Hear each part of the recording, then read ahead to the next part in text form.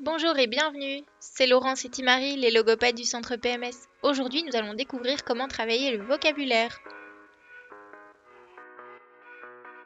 Pourquoi travailler le vocabulaire est important? L'expérimentation menée en Bretagne pendant 5 années a permis de mettre en évidence qu'un enseignement régulier, structuré et intensif du vocabulaire dès les premières années de l'école maternelle permettait d'obtenir des effets significatifs sur l'entrée dans la lecture, l'écriture et l'amélioration du niveau de compréhension orale. Nous avons découvert une méthode, 2 mots de vocabulaire par jour, qui permettait de pouvoir travailler ce vocabulaire de manière régulière.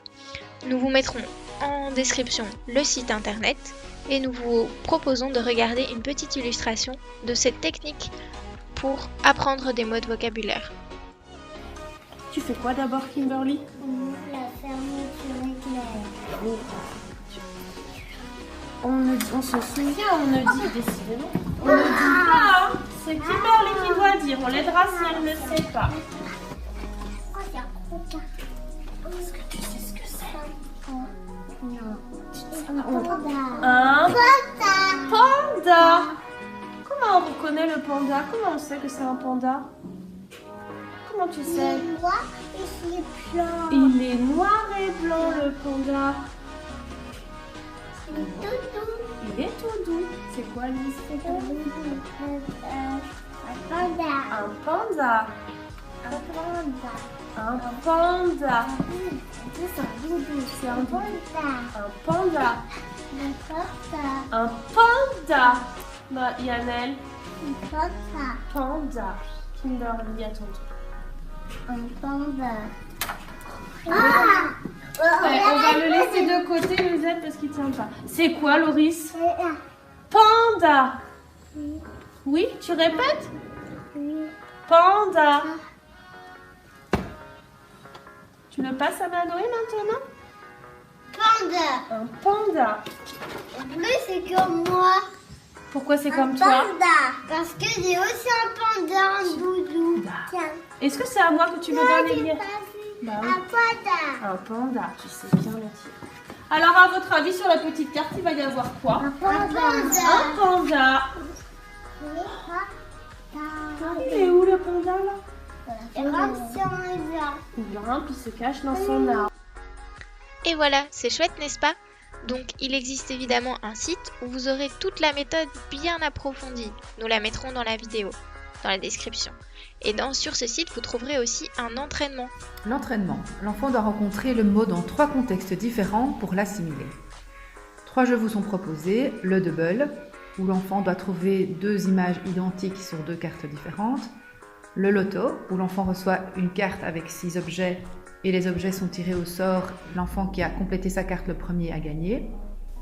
Et le jeu de loi, où l'enfant lance le dé et nomme l'objet sur lequel il tombe. Et si vous n'avez pas envie de plastifier, eh bien, voici quelques idées. Le jeu de la boîte. Vous devez mettre un objet dans une boîte et les enfants doivent poser des questions afin de deviner l'objet mystère. Jeu suivant. Vous pouvez demander à l'enfant de fermer les yeux. À vous de décrire un objet et l'enfant doit deviner de quel objet il s'agit. Vous pouvez également faire le jeu des gestes. Associer un geste à une caractéristique. Par exemple ici, grand, moyen ou petit. Dénommer des objets et les enfants doivent faire le geste en fonction de la taille de l'objet.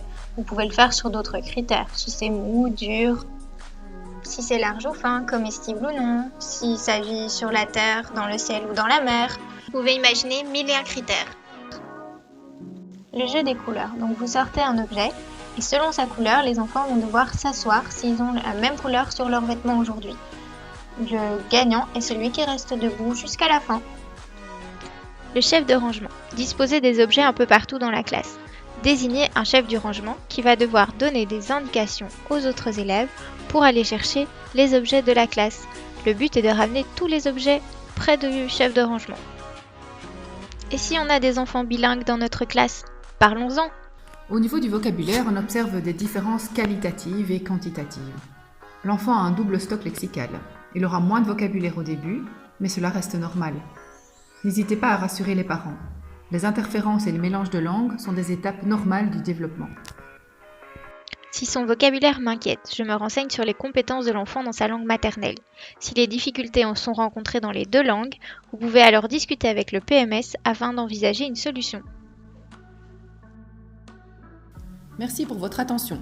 Pour des démonstrations en classe ou toute autre question, n'hésitez pas à nous contacter au 081 30 27 00.